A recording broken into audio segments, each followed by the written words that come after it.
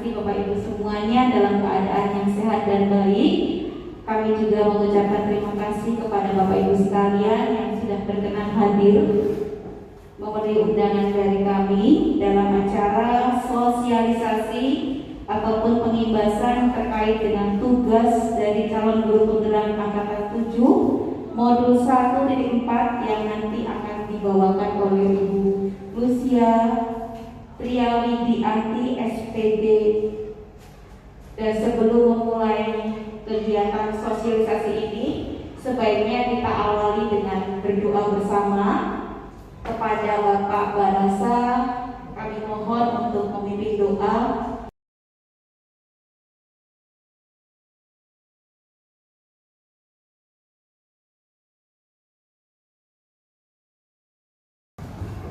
Bapak Ibu yang terkasih, mari kita bersatu dalam doa dalam nama Bapa dan Putra dan Roh Kudus. Amin. Allah Bapa yang Maha Baik, terakhir kami mengucap syukur di hadirat-Mu pada pagi hari ini atas kasih karunia yang Kau berikan kepada kami, sehingga pada kesempatan ini kami dapat menuju di sini untuk mengikuti aksi nyata modul pertama yang dibawakan oleh Ibu Lucia Triawidianti pada pagi hari ini. Ya Tuhan, kami mohon kepada-Mu Tuhan, sudah bagi kami, curahkanlah Roh-Mu bagi Ibu Lucia Triawidianti yang akan membawakan kita nanti pada pagi hari ini. Mohon pencerahan Roh-Mu bagi dia Tuhan, agar dia Tuhan bisa memberikan yang terbaik bagi kami.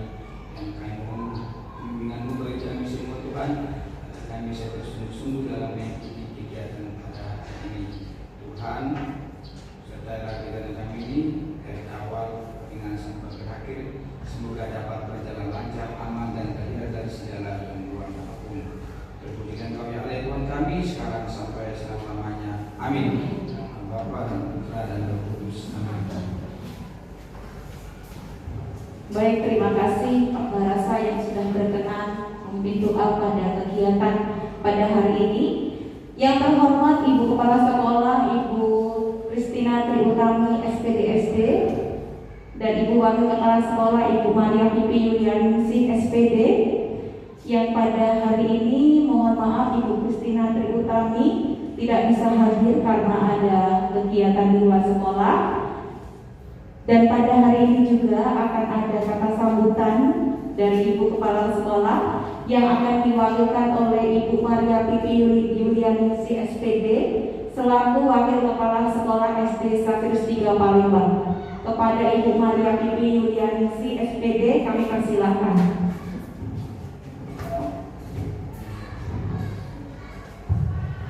Terima kasih Bu Susan untuk waktu yang telah disediakan.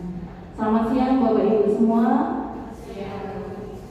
Puji dan syukur kita panjatkan kepada Tuhan karena pada siang hari ini kita dapat berjumpa dan dapat berkumpul di ruangan kelas 1B dalam acara sosialisasi pengimbasan modul 1.4 terkait budaya positif oleh Ibu Yaya, di mana Bu Yaya ini adalah CGB angkatan 4 di sekolah kita,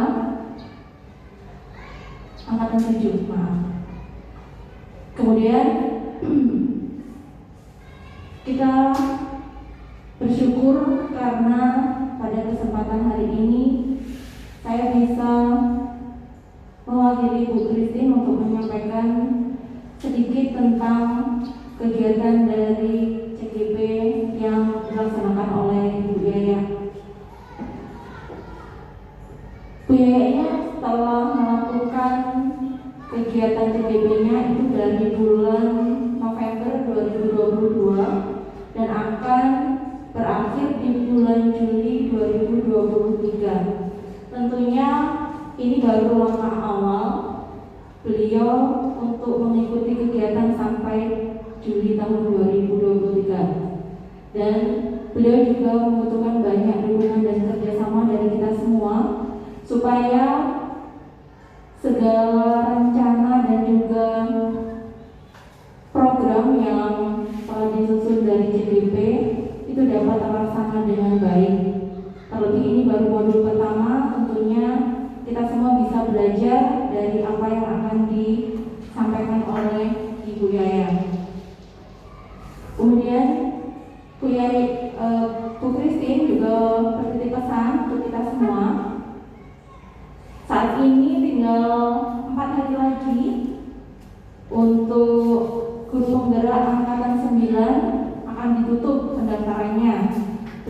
berpesan supaya kita, beberapa dari kita, terlebih yang memasuki kriteria itu bisa ikut mengikuti program tersebut. Ini semua bukan hanya untuk sekolah, tapi juga untuk kemajuan Bapak Ibu, terlebih dalam mendidik anak-anak kita di sekolah tercinta ini.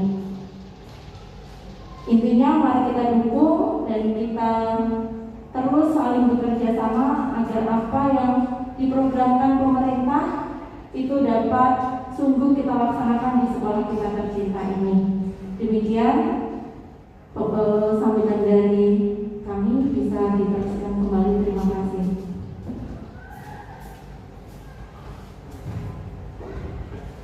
Baik, terima kasih Bibi atas sambutannya. Luar biasa sekali ya Bapak Ibu ya. CGP Angkatan 7. Kita dukung nih Bapak Ibu ya. Wah, tentunya semangat. Nah ini mungkin nanti akan menjadi contoh untuk yang lain, dan mungkin Bapak Ibu yang lain nanti juga akan tertarik untuk mengikuti kegiatan program pendidikan guru penggerak. Dan sekarang program pendidikan guru penggerak itu tidak lagi lama ya, sudah dipersingkat. Nah, nanti mungkin Bapak Ibu juga bisa saling berkolaborasi dan belajar bersama. Baiklah Bapak Ibu, untuk mempersingkat waktu, setelah tadi ada kata sambutan dari Ibu Maria Pipi, untuk selanjutnya akan ada pemaparan materi yang berkaitan dengan modul 1.4 tentang budaya positif yang akan dibawakan oleh Ibu Lucia Trialidianti SPD. Kepada Ibu Lucia kami persilahkan.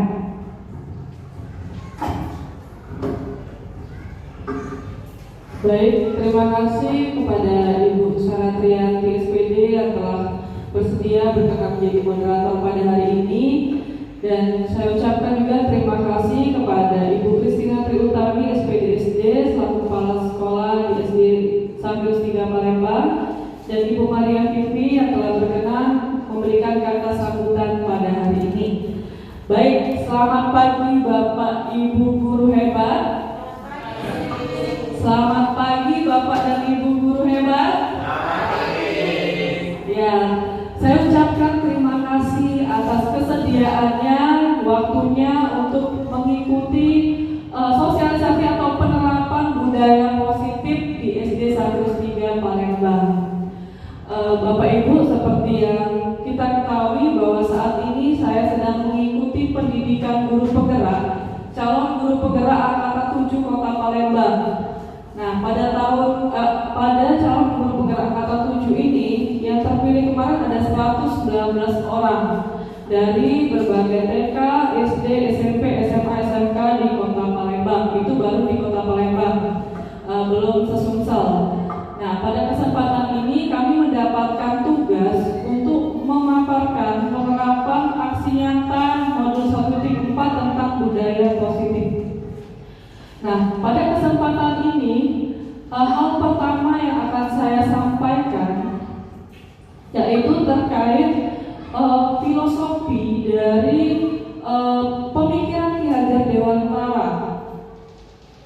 Dari pemikiran Ki Hajar Dewantara, seperti yang kita ketahui bahwa Ki Hajar Dewantara mengajak kita Bapak Ibu guru untuk mengajar dengan mengajak anak untuk menuntut sesuai dengan minat dan bakat siswa, pembelajaran yang berpusat pada siswa.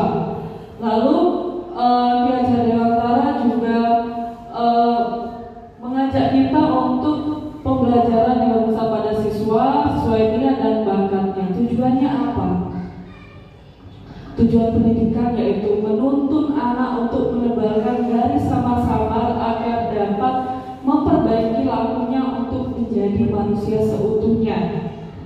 Lalu Ki Hajar Dewantara juga mengibaratkan kita sebagai Bapak Ibu guru itu sebagai petani atau tukang kebun. Maksudnya apa? Seorang petani memiliki benih-benih. Nah, benih-benih itu adalah anak-anak kita. Jika petani itu merawat benih-benih itu dengan baik, dengan memberikan pupuk, dengan lahan yang luas,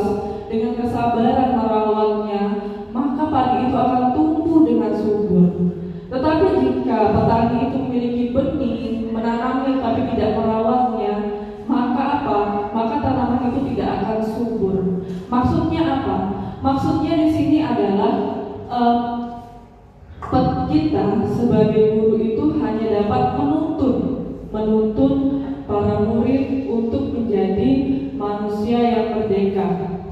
Nah, oleh sebab itu mari Bapak Ibu kita menjadi pendidik yang berdaya guna dan mampu menuntun anak didik kita. Nah, selama ini kita sebagai guru itu sebagai subjek ya. Namun menurut Kiai Dewantara yang menjadi subjek saat ini adalah siswa. Kita hanya sebagai objek. Lalu sistem AMOM. Saya tahu bahwa Bapak Ibu pasti sudah sangat memahami sistem AMOM ini, yaitu Inarso Suntulodo, Imanio Mangunkaso, Tuturi Handayani. Dan ini selama ini sudah sering kita lakukan dan pasti akan kita lakukan. Lalu menyesuaikan kodrat alam dan kodrat zaman. Nah, Bapak Ibu, kodrat alam dan kodrat zaman, maksudnya apa? Kodrat alam di sini adalah pembelajaran yang menyesuaikan dengan tempat tinggal kita, tempat di mana kita mengajar. Jadi ada kata pembelajaran kita itu memiliki materi tentang bercocok tanam. Misalkan menanam padi di sawah, sedangkan di lingkungan kita tidak ada sawah. Lalu bagaimana caranya? Kita harus menyesuaikan dengan alam kita. Kita tidak bisa memaksakan, yang penting sesuai dengan materi. Lalu zamannya apa? Nah, seperti yang Bapak Ibu ketahui, di masa pandemi kemarin kita secara tidak langsung diuji. Oh, pembelajaran kita berubah menjadi lebih digital, IT. Jadi berubah zamannya. Yang anaknya ternyata belum punya handphone, tiba-tiba punya handphone semua. Mereka bisa lebih lihai, lebih mengerti akan handphone. Nah, itulah kodrat zaman sekarang. Lalu apa yang kita lakukan? Kita menuntun mereka. Silakan kalian gunakan, tetapi kita tuntun untuk melakukan pembelajaran yang bersifat positif. Baik, selanjutnya ada nilai-nilai guru penggerak. Di sini ada beberapa nilai-nilai guru penggerak. Yang pertama, berpusat pada siswa. Yang kedua ada mandiri, lalu ada reflektif, kolaboratif, inovatif. Nah, dari beberapa nilai ini saya yakin 100% Bapak Ibu sudah memiliki nilai-nilai ini. Jadi maksudnya apa? Mari kita tingkatkan kembali nilai-nilai yang sudah ada di dalam diri kita, yaitu berpihak pada murid, mandiri, reflektif, kolaboratif, dan inovatif. Nah, dalam guru penggerak ini juga ada peran sebagai guru penggerak. Nah, maksudnya apa peran guru penggerak di sini? Maksudnya bahwa sebagai pemimpin, kita ini digunakan sebagai pemimpin pembelajaran, coach sebagai guru lain, pendorong kolaborasi, mewujudkan kepemimpinan murid dan penggerak komunitas praktisi. Nah, Bapak Ibu, dari peran guru penggerak ini saya juga sudah yakin bahwa Bapak Ibu sudah memiliki peran ini. Kita sudah bersama-sama berkolaborasi dengan baik. Nah, di poin terakhir ada penggerak komunitas praktisi. Bapak Ibu, saya mengajak Bapak Ibu untuk kembali aktif dalam komunitas praktisi. Kita sudah memiliki komunitas di sekolah ini dari guru penggerak angkatan 4. Nah, saya minta untuk terus kita tingkatkan, kita rawat dan kita lanjutkan komunitas praktisi yang ada di sekolah kita bersama-sama. Kita berkolaborasi untuk kemajuan sekolah kita. Baik, selanjutnya saya masuk ke budaya positif. Nah, dari budaya positif ini bisa diperhatikan gambar dari budaya positif ini. Siapa yang bisa memberikan pendapat dari gambar terkait budaya positif di depan? Apakah ada Bapak Ibu yang bisa memberikan tanggapan? Apa maksud dari gambar tersebut terkait budaya positif?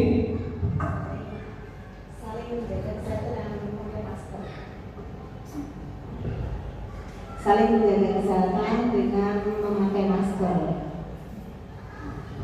Baik, terima kasih Bu Susi. Saling menjaga kesehatan dengan menggunakan masker. Apakah ada yang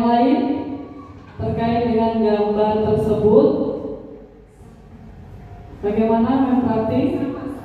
Oh sama, baik. Oke, budaya positif. Gambar tersebut benar, kita sedang menjaga kesehatan kita dengan menggunakan masker. Nah, hal ini sudah mulai muncul, sudah membudaya bagi kita. Berarti apa? Berarti budaya positif ini sebenarnya sudah ada. Tinggal apa? Tinggal kita lanjutkan, kita pertahankan. Lalu apa maksudnya dari budaya positif yang akan saya paparkan pada hari ini? Yang pertama berhubungan dengan disiplin positif. Baik, disiplin positif di sini. Ini beberapa topik yang akan saya bahas. Next, kita masuk langsung ke disiplin positif.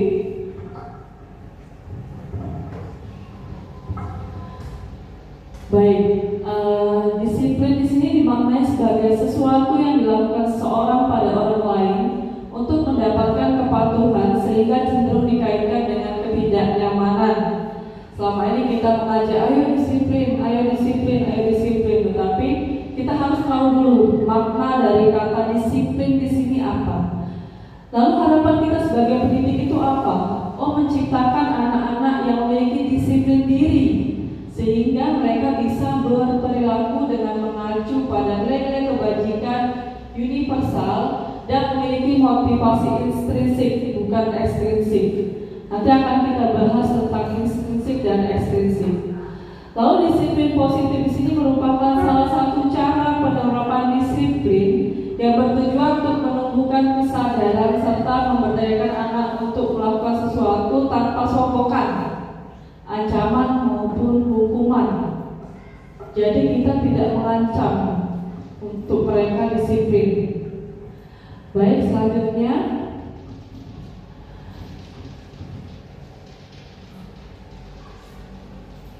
kita masuk ke motivasi perilaku manusia. Apa itu motivasi? Motivasi merupakan dorongan yang timbul pada diri seseorang secara sadar atau tidak sadar untuk melakukan suatu tindakan dengan tujuan tertentu.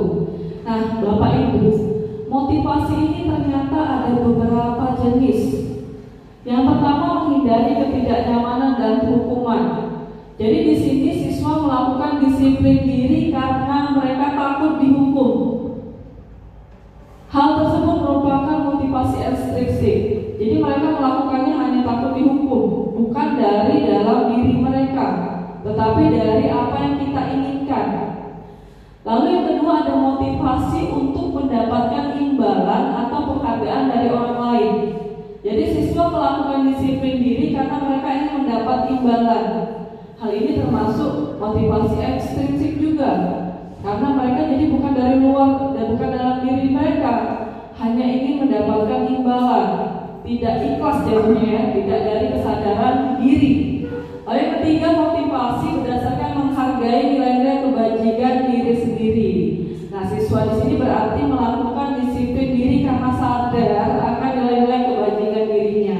Nah, inilah motivasi yang harus terus ditingkatkan, yaitu dari dalam diri atau intrinsik.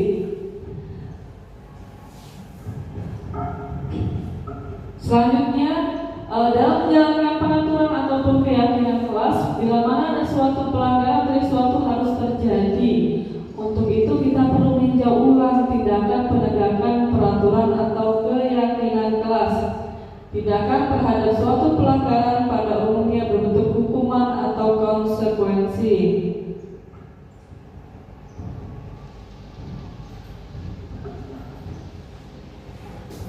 Baik, di sini ada pendekatan restitusi. Apa itu restitusi? Restitusi adalah proses menciptakan kondisi bagi murid untuk memperbaiki kesalahan mereka sehingga mereka bisa kembali pada kelompok mereka dengan karakter yang lebih baik.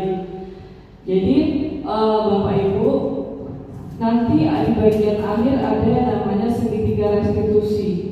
Nah, selama ini kita menggunakan hukuman, konsekuensi atau penghargaan dari berbagai kesalahan atau ketidaksengajaan yang dilakukan murid kita. Nah, inilah yang akan disoroti dalam budaya positif.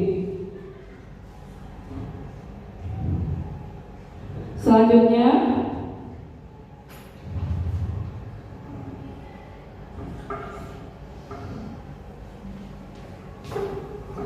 Nah, Bapak Ibu, nanti pada saat konsep disiplin ini memiliki dua tipe, yaitu ada identitas gagal dan sukses. Maksud identitas gagal bahwa kita secara tidak langsung memberikan hukuman kepada anak didik kita. Nah, dari hukuman yang kita berikan itu membuat mereka menjadi tersakiti. Secara tidak sadar, mereka merasa tersakiti, tidak nyaman, takut, lalu memaksa. Murid menyembunyikan kesalahan dan murid menjadi rendah hati. Maksudnya rendah hati di situ tidak percaya diri.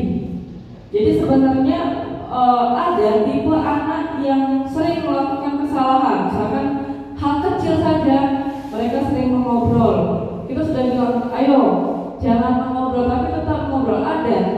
Misalnya kita sedang menjelaskan matematika, terus kita suruh maju ke depan. Nah, itu sebenarnya membuat mereka itu merasa akhirnya tidak percaya diri dan takut.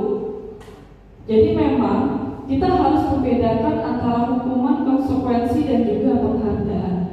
Nah, di sini setelah hukuman ada yang namanya konsekuensi. Konsekuensi di sini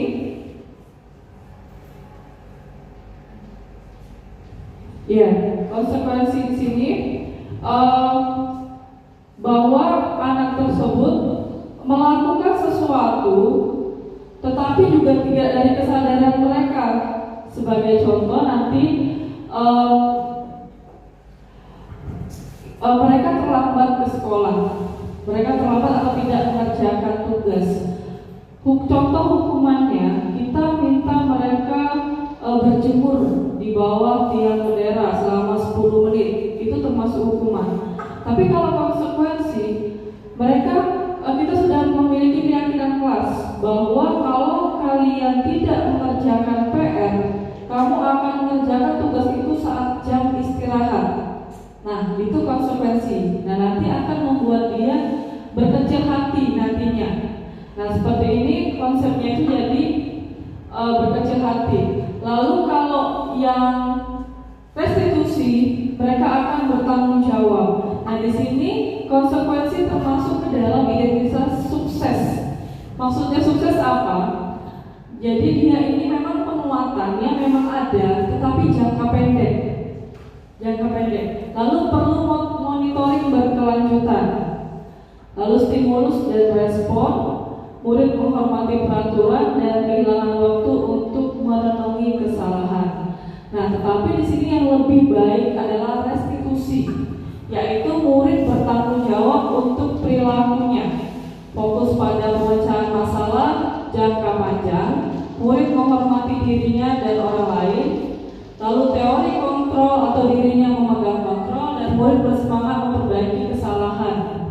Jadi dari ketiga tadi Bapak Ibu, dari hukuman, konsekuensi dan restitusi, kita dapat menggunakan konsekuensi atau restitusi sesuai dengan kasus yang sedang kita hadapi di kelas atau di sekolah.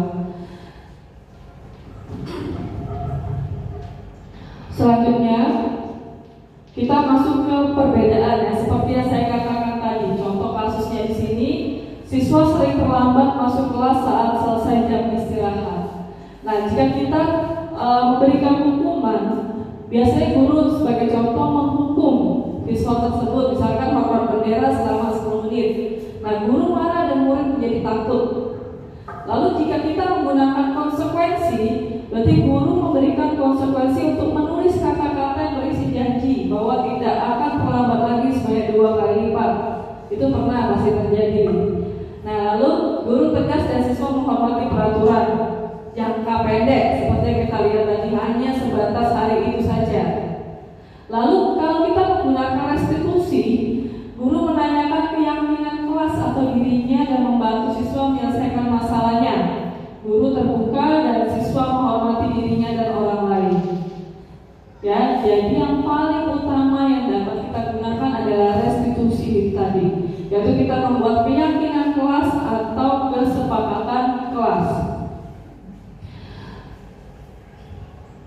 Selanjutnya, kita masuk keyakinan kelas. Nah, tadi kita sudah membahas keyakinan kelas.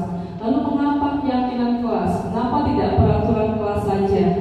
Karena selama ini di sekolah kita sudah ada tata tertib, sudah ada peraturan. Lalu kenapa lagi kita mau buat kesepakatan? Kenapa lagi kita mau buat keyakinan? Nah, Bapak Ibu, kita ibaratkan seperti ini. Mengapa kita memiliki peraturan menggunakan helm pada saat menggunakan motor? Nah, kemungkinan jawabannya karena keselamatan. Lalu kenapa kita memiliki peraturan untuk menggunakan masker dan mencuci tangan setiap saat? Kemungkinan jawabannya juga karena kesehatan atau keselamatan. Ya, jadi yang kita ambil di sini adalah keyakinan, kesadaran diri. Keyakinan itu berasal dari diri kita. Jadi seseorang akan lebih tergerak dan bersemangat untuk menjalankan keyakinannya daripada sekedar mengikuti serangkaian peraturan tertulis tanpa makna. Ya, jadi memang selama ini kita bisa mengikuti peraturan, tetapi sadar atau tidak itu kita tidak tahu. Makanya kita buatlah yang namanya keyakinan kelas. Jadi kita sadar, oh saya salah, berarti konsekuensinya seperti ini. Nah, seperti itu. Lalu murid-murid pun demikian. Mereka perlu mendengarkan dan memahami arti sesungguhnya tentang peraturan yang diberikan, nilai kebajikan, tujuan, dan juga mereka sadar akan peraturan yang sedang mengatur mereka tanpa memahami tujuan mulianya. Lalu isi keyakinan kelas di sini dibuat dalam bentuk positif. Saya yakin Bapak Ibu sudah memiliki kesepakatan kelas di kelasnya masing-masing. Dan saya harap kesepakatan itu sudah sesuai dan memang berisikan kata-kata yang positif. Lalu selanjutnya kebutuhan dasar manusia.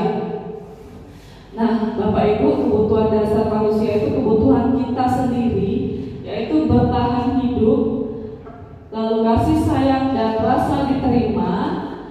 Yang ketiga, penguasaan, kebebasan dan kesenangan. Ya, selanjutnya contoh penerapan 5 posisi kontrol. Nah, kita masuk ke sini Bapak Ibu. Ini yang sering kita alami dan kita temui di setiap hari. Nah, sekarang kita ada di posisi mana? Kita sebagai guru ada di posisi mana? Apakah kita sebagai penghukum, atau pembuat rasa bersalah, atau kita sebagai teman, atau pemantau, atau manajer? Nah, kita lihat perbedaannya di sini. Ada beberapa contoh yang secara tidak langsung kita pernah ucapkan kepada anak didik kita, yang mungkin membuat mereka menjadi berpikir yang membuat mereka rendah hati. Nah, penghukum, kita secara tidak langsung mengucapkan suara yang tinggi, mata melotot dan jari menunjuk-nunjuk. Contohnya misalkan dengan kata-kata terlambat lagi, pasti terlambat lagi, selalu datang terlambat, kapan bisa datang tepat waktu. Itu dengan nada yang tinggi dan menunjuk-nunjuk. Lalu kita berpikir atau tidak, Bapak Ibu, bagaimana perasaan murid bila guru berbicara seperti itu pada saat muridnya datang terlambat? Nah, hasilnya apa? Dari kata-kata yang disampaikan tadi, kemungkinan murid marah atau mendendam, tidak semangat mengikuti pembelajaran. Seperti itu. Lalu pembuat rasa bersalah, biasanya nadanya itu memelas atau halus atau sedih, bahasa tubuhnya merapat pada anak atau lesu. Contoh, Gani, kamu ini bagaimana ya? Kamu sudah berjanji dengan ibu tidak akan terlambat lagi. Kamu kenapa ya senang sekali mengecewakan ibu? Ibu benar-benar kecewa sekali. Nah, Bapak Ibu, coba pikirkan bagaimana perasaan murid bila guru berbicara seperti itu pada saat muridnya datang terlambat itu. Nah, hasilnya bagaimana? Murid akan merasa bersalah karena telah mengecewakan bapak dan ibu gurunya. Murid akan merasa menjadi orang yang gagal dan tidak sanggup membahagiakan orang lain. Nah, akibatnya apa? Dalam pembelajaran pun dia tidak semangat. Bisa jadi apa yang disampaikan oleh Bapak Ibu guru tidak tersampaikan ke dirinya. Pikirannya sudah merasa saya bersalah, saya melakukan kesalahan. Jadi kadang dia mencoret-coret, kadang dia tidak fokus dan lain sebagainya. Lalu selanjutnya sebagai teman, nada suaranya ramah, akrab dan bercanda. Bahasa tubuhnya merapat pada murid, mata dan senyum jenaka. Lalu contoh kalimatnya, Willy, ayolah, bagaimana sih kamu? Kemarin kamu sudah janji ke ibu bukan? Kenapa terlambat? Sambil tertawa ringan. Ya sudah, tidak apa-apa, duduk dulu sana, nanti ibu guru bantu. Kamu ini sambil senyum-senyum. Lalu bagaimana sikap murid dengan sikap guru seperti ini? Murid akan merasa senang dan akrab dengan guru. Namun ada sisi negatifnya, yaitu murid menjadi tergantung pada guru tersebut. Jadi dia hanya merasakan nyaman dengan guru tersebut, tetapi dengan guru yang lain belum tentu dia nyaman. Ya, jadi dia merasa nyaman, tetapi belum tentu dengan guru yang lain seperti itu. Lalu pemantau di sini nada suaranya datar, bahasa tubuhnya yang formal. Nah, contohnya apa? Misalkan di sini antara percakapan antara guru dan adik. Adik, tahukah kamu jam berapa kita memulai? Tahu Pak. Kamu terlambat 15 menit. Apakah kamu sudah mengerti konsekuensi yang harus dilakukan bila terlambat? Paham Pak, saya harus tinggal kelas dan mengerjakan tugas tersebut di kelas pada saat jam istirahat. Nah, lalu bagaimana perasaan murid diperlakukan seperti ini? Hasilnya, murid memahami konsekuensi yang harus dijalankan karena telah melanggar salah satu peraturan. Guru tidak menunjukkan emosi, namun murid merasa tidak nyaman karena tinggal di kelas pada saat jam istirahat. Nah, sebelum selanjutnya kita lihat dari keempat tadi, hukuman, pembuat rasa bersalah, lalu teman dan pemantau. Kita refleksikan dari keempat itu yang mana yang paling sering kita lakukan kepada anak didik kita. Nah, dari keempat itu kita pikirkan, kita resapi yang mana yang sering kita lakukan. Apakah kita sering menghukum? Apakah membuat mereka merasa bersalah? Apa kita sebagai teman atau kita sebagai pemantau? Nah, dari posisi kontrol ini ternyata ada yang paling baik dan dapat kita ikuti, yaitu sebagai manajer. Nah, manajer di sini nada suaranya itu tenang, tulus, bahasa tubuhnya tidak kaku dan mendekat ke murid. Jadi jatuhnya sama, namun di sini dia tenang, tulus. Contoh misalkan, Adi, apakah kamu mengetahui jam berapa sekolah dimulai? Tahu Pak, jam 7. Ya, jadi kamu terlambat. Kira-kira bagaimana kamu akan memperbaiki masalah ini? Saya bisa menanyakan teman saya Pak untuk mengerjakan tugas yang tertinggal. Baik, itu bisa dilakukan. Apakah besok akan ada masalah lagi?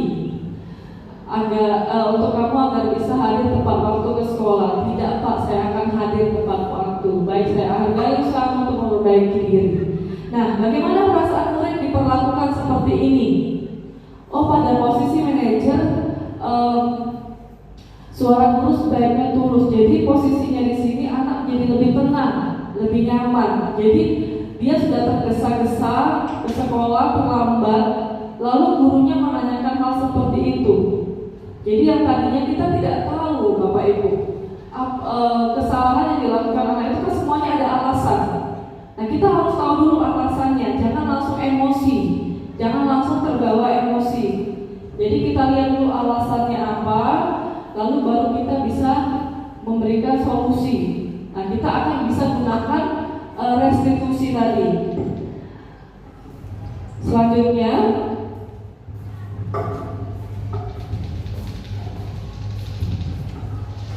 segitiga restitusi. Nah, ini adalah cara yang bisa Bapak Ibu lakukan jika menghadapi anak-anak yang melakukan beberapa kasus yang dapat membuat kita jengkel atau membuat kesalahan, ya. Nah, langkah di mana teori kontrolnya kita semua akan melakukan hal terbaik yang bisa kita lakukan. Lalu yang kedua, validasi tindakan yang salah. Jadi semua perilaku memiliki alasan seperti yang saya katakan tadi. Yang ketiga, menanyakan keyakinan. Kita semua memiliki motivasi internal. Nah, dalam hal ini ada contoh dari segitiga restitusi. Nah, di sini segitiga restitusi di sini ada pertanyaan yang bisa kita utarakan. Jadi Bapak Ibu, jika anak ada salah, misalkan terlambat ke sekolah atau dia berkelahi, sebenarnya kita sudah melakukannya. Secara tidak langsung kita sudah melakukan segitiga restitusi ini, tetapi kita belum mendalami teorinya. Jadi kita sudah benar, sudah memanggil anak tersebut, kita tanyakan apa yang terjadi, kita tanyakan penyebabnya apa, tapi memang kita belum mengenal teori ini. Jadi kita sudah lakukan, tapi kita ternyata belum mengenal teori ini. Jadi yang pertama, menstabilkan identitas dia.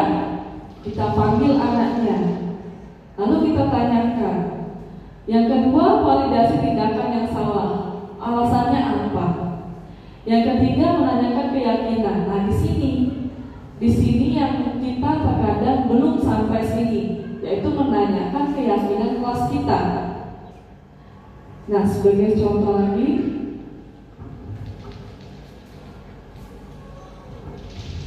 di awal tadi ada menstabilkan identitas. Nah, kalau kita mengkritik anak tersebut lalu membuatnya dalam posisi gagal, maka anak tersebut merasa kurang percaya diri. Lalu bagaimana caranya kita menstabilkan identitas itu? Ada beberapa kalimat yang bisa kita gunakan. Misalkan contoh, berbuat salah itu tidak apa-apa. Tidak ada manusia yang sempurna. Saya juga pernah melakukan kesalahan seperti itu.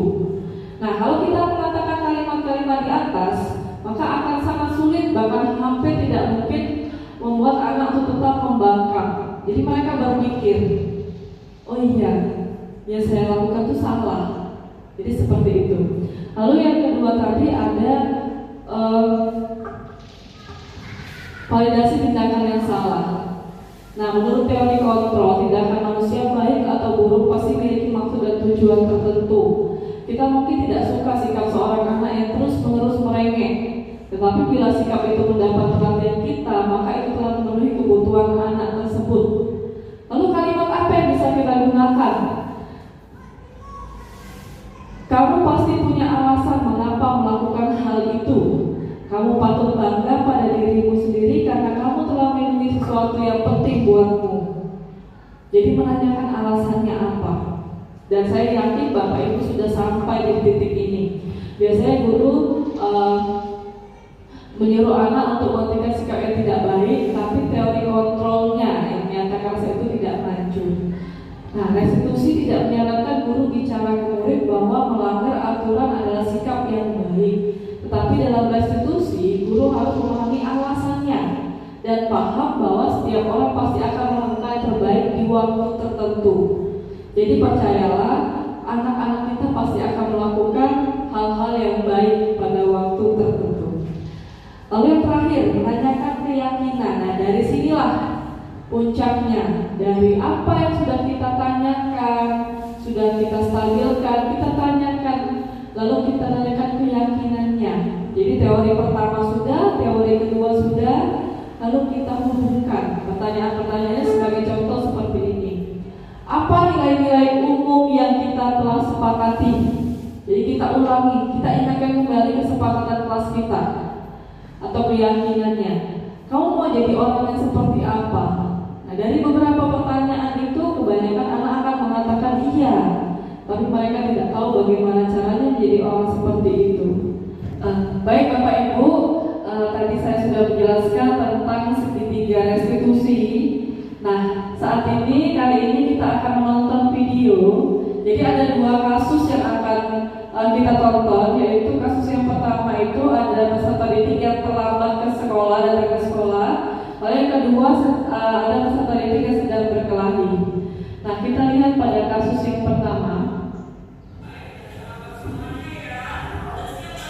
pada kasus yang pertama ini pembelajaran sudah dimulai, lalu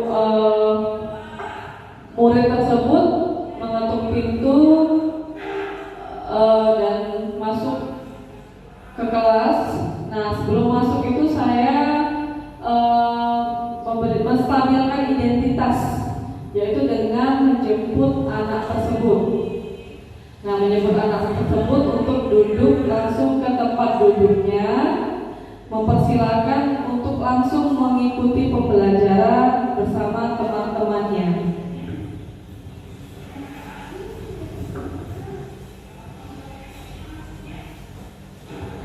Nah, di sini merupakan contoh menstabilkan identitas.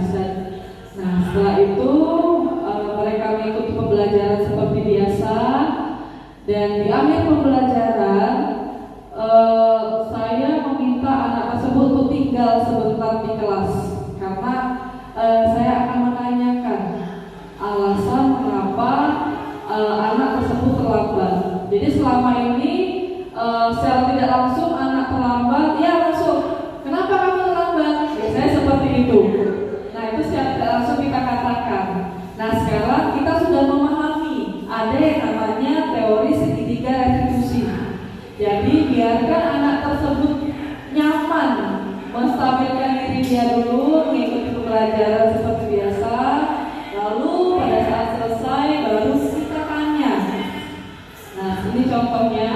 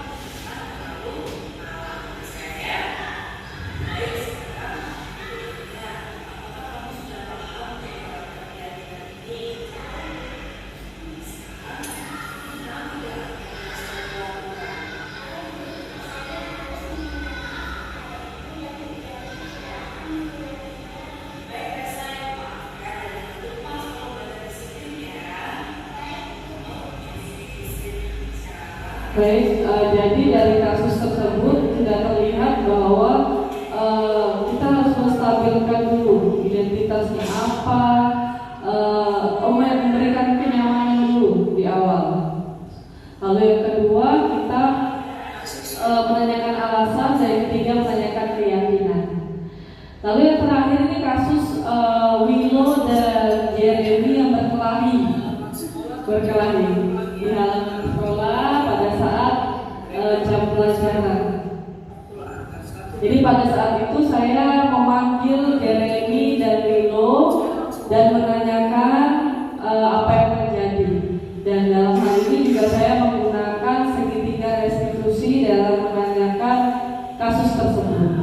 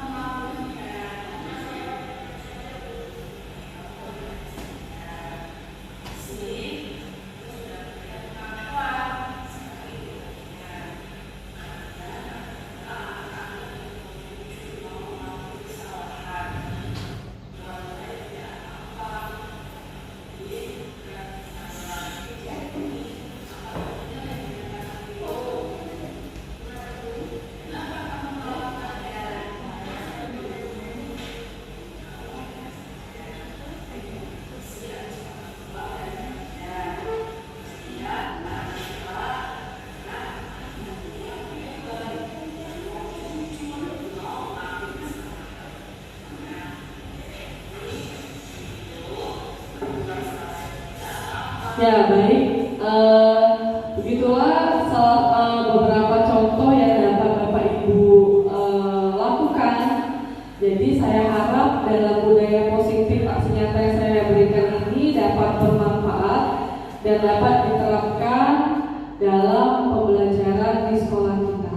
Lalu Bapak Ibu, saya akan kembali sedikit ke penghargaan. Jadi Bapak Ibu, selama ini kita ada penghargaan. Penghargaan itu ternyata ada sisi negatifnya. Dari penghargaan itu ada yang membuat menjadi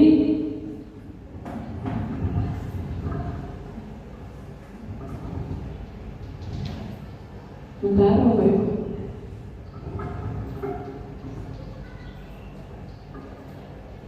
Nah, penghargaan di sini kita pernah memberikan penghargaan bagi anak kita, tetapi ternyata penghargaan itu adalah identitas gagal. Mengapa identitas gagal? Karena yang pertama ada yang namanya tidak efektif. Jika kita memberikan seorang suatu penghargaan untuk melakukan sesuatu, maka kita harus terus-menerus memberikan penghargaan itu. Nah, jadi mereka itu merasa jika tidak ada penghargaan, mereka tidak mau melakukannya. Nah, itu merupakan identitas gagal. Lalu merusak hubungan. Jika seorang guru sering memberikan penghargaan kepada muridnya, besar kemungkinan murid termotivasi hanya untuk menyenangkan gurunya. Mereka tidak akan bersikap jujur kepada guru tersebut. Lalu yang ketiga, mematikan kreativitas.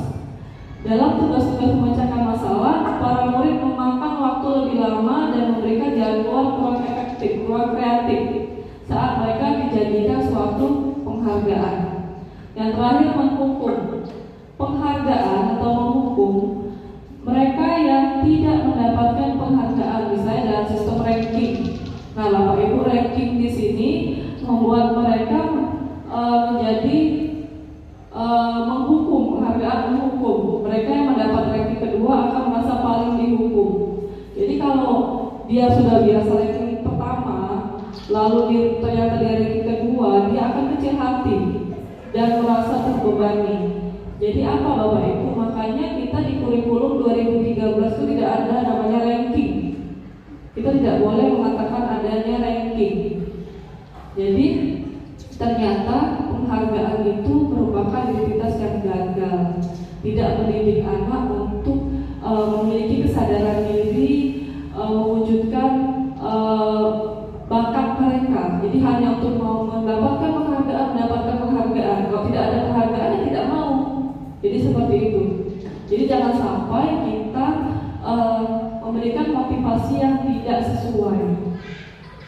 Nah, dari penerapan, dari pemaparan yang saya sampaikan pada hari ini, saya sudah menerapkan beberapa budaya positif di sekolah ini, dan memang saya yakin Bapak Ibu sudah melakukannya juga. Yang pertama yaitu penerapan membuat keyakinan kelas. Baik Bapak Ibu, kita break sebentar, kita akan doa. Baiklah Bapak Ibu, kita akan doa sebentar. Doain dulu dalam nama Bapa, Putra, dan Roh Kudus. Amin. Maria diberi kabar oleh malaikat Tuhan bahwa ia Salam Maria, penuh rahmat, Tuhan besertamu, terpujilah engkau di antara wanita dan terpujilah buah tubuhmu Yesus. Santa Maria, Bunda Allah, doakanlah kami yang berdosa ini, sekarang dan waktu kami mati. Amin. Aku ini hamba Tuhan, terjadilah padaku menurut perkataanmu. Salam Maria, penuh rahmat, Tuhan besertamu, terpujilah engkau di antara wanita dan terpujilah buah tubuhmu Yesus. Santa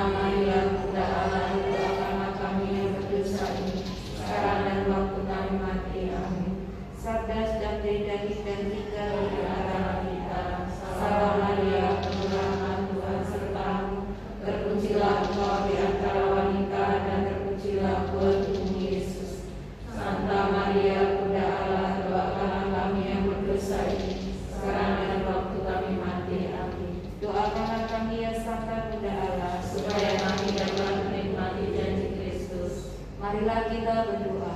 Ya Allah, karena kabar malaikat kami mengetahui bahwa Yesus Kristus putramu menjadi manusia. Curahkanlah rahmat dalam hati kami, supaya dengan salah dan salibnya kami dibawa kepada panggilan Dia. Sebab Dia Tuhan penangkara kami. Amin.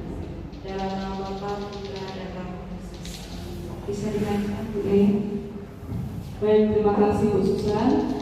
Baik Bapak Ibu, kita lanjutkan bahwa penerapan budaya positif yang sudah saya lakukan di sini ada membuat pojok literasi yang nyaman. Jadi sebenarnya memang di setiap kelas itu memiliki cara sendiri dalam membuat pojok literasi.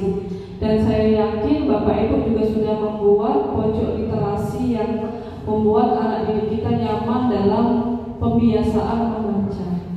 Lalu melakukan 5S, sapa, senyum, salam, sopan, dan santun. Ini juga sudah biasa kita lakukan dan saya harapkan tetap kita jalankan dan kita tingkatkan.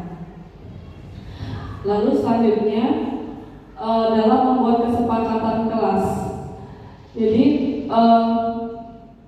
kesepakatan kelas ini juga Bapak Ibu sudah lakukan dan sudah dijalankan. Dan saya harapkan tetap dipertahankan dan juga ditingkatkan. Yang terakhir di sini saya memanfaatkan jam ke-0 dengan pembiasaan membaca kitab suci sesuai agama masing-masing. Jadi memang saya melihat beberapa sekolah negeri itu mereka memanfaatkan jam ke-0 untuk membaca surat Al-Quran atau Yasin. Nah, kita juga bisa melakukannya di jam ke-0. Jadi sebelum kita masuk jam pertama, kita bisa menggunakannya dengan meminta anak membaca kitab suci sesuai agama mereka masing-masing. Nah, saat jam pertama masuk, baru kita lanjutkan dengan pembiasaan literasi.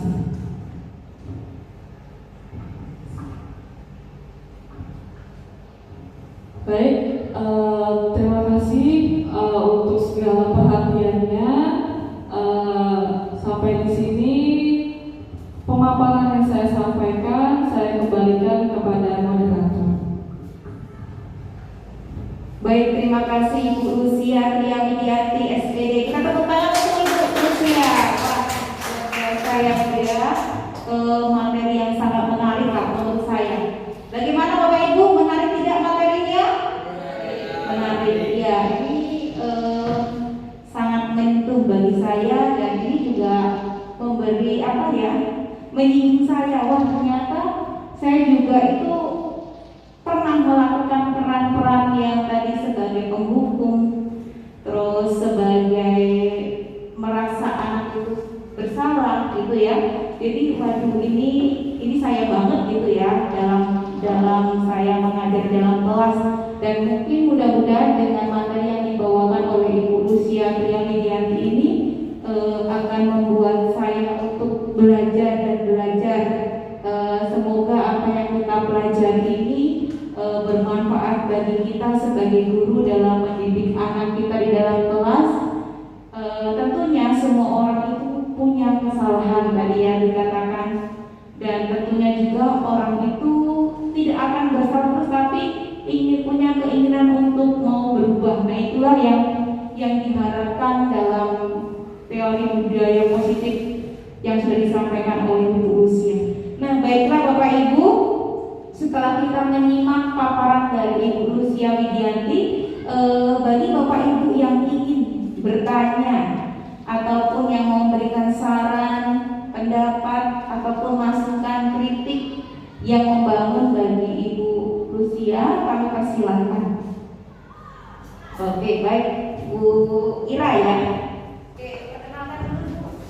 Nama saya Bu Ira, saya mengajar di kelas 2. Dari beberapa pemaparan yang disampaikan, terdapat beberapa nilai kebajikan yang harus ada. Apa saja Bu Ira contohnya dari nilai kebajikan tersebut? Baiklah, terima kasih Bu Ira. Bu Ira menanyakan tentang nilai kebajikan, begitu ya Ibu. Silakan Ibu Lucia. Baik, terima kasih Bu Ira, super sekali pertanyaannya. Jadi memang beberapa pemaparan tadi kita membicarakan tentang Nilai-nilai apa saja yang ada dalam nilai-nilai kebajikan di sini Bapak Ibu? Nah, kita sudah menuju kurikulum merdeka. Kelas 1 dan 4 juga sudah melakukannya. Ini sudah masuk ke semester 2. Nah, Bapak Ibu, kita ada yang namanya profil pelajar Pancasila. Nah, dalam profil pelajar Pancasila itu ada nilai apa saja Bapak Ibu? Yang pertama, beriman dan bertakwa kepada Tuhan Yang Maha Esa dan berakhlak mulia. Yang kedua, berkebinekaan global. Yang ketiga, mandiri. Keempat, berpikir kritis. Kelima, kreatif. Dan yang keenam, gotong royong. Nah, Bapak Ibu, beberapa nilai tersebut sudah masuk ke dalam kebajikan, nilai kebajikan universal. Jadi harapannya apa? Harapannya kita secara tidak langsung harus dan mampu membawa, menuntun para murid-murid kita dalam mewujudkan nilai-nilai kebajikan tersebut, nilai-nilai dalam profil belajar Pancasila.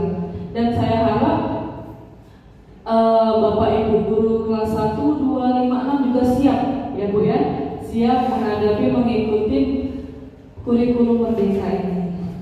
Baik, bagaimana Bu Ira? Oke.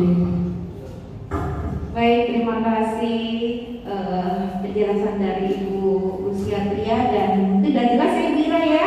Oke, Bapak Ibu yang lain apakah ada yang mau memberikan saran, mau bertanya lagi, ada yang kurang jelas ataupun mau memberikan kritik, mungkin bisa jadi juga masukan bagi kami.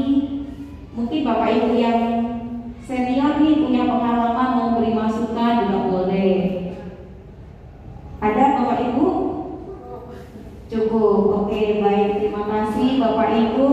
Coba kita tepuk salut untuk kita semua. Tepuk salut. Salut, salut. Salut, salut.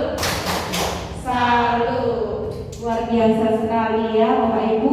Nah, mungkin jika tidak ada lagi pertanyaan ataupun masukan dari Bapak Ibu sekalian,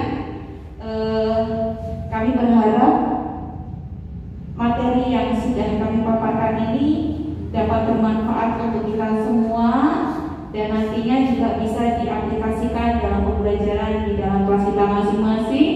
Kami juga mohon maaf jika dalam penyampaian materi hari ini ada yang kurang berkenan, ada kata-kata yang salah, kami mohon maaf dan terima kasih atas kesediaan Bapak Ibu sekalian. Dari pukul 11 hingga kurang lebih pukul 12 lewat. Terima kasih atas kehadiran Bapak Ibu sekalian dan menyempatkan waktunya hadir di kelas ini. Nah, baiklah Bapak Ibu, untuk mengakhiri kegiatan pada siang hari ini sebaiknya kita tutup dengan doa. Mohon bantuan Pak Agus untuk memimpin doa penutup dalam kegiatan acara pengibasan CGP Angkatan 7 Kota Palembang pada hari ini. Pada Pak Agus dipersilakan. Baik, terima kasih. Mari kita akhiri kegiatan ini dan berdoa bersama. Dalam nama Bapa dan Putra dan Roh Kudus. Amin.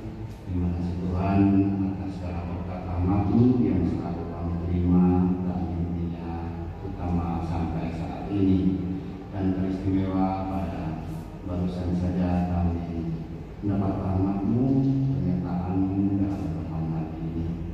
Kami yakin dan percaya Tuhan Engkau telah menyertai kami sehingga kami semoga harapannya nanti kami dapat membantunya dalam menerapkannya apa yang telah disampaikan oleh saudara kami ini sehingga menjadi kemajuan bagi sekolah kami.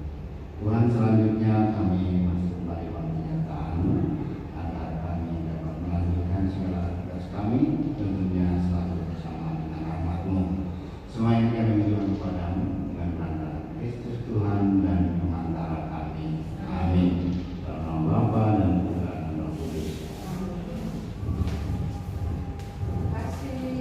Baik, terima kasih Pak Agus yang sudah berkenan memimpin doa pada siang hari ini. Terima kasih Bapak Ibu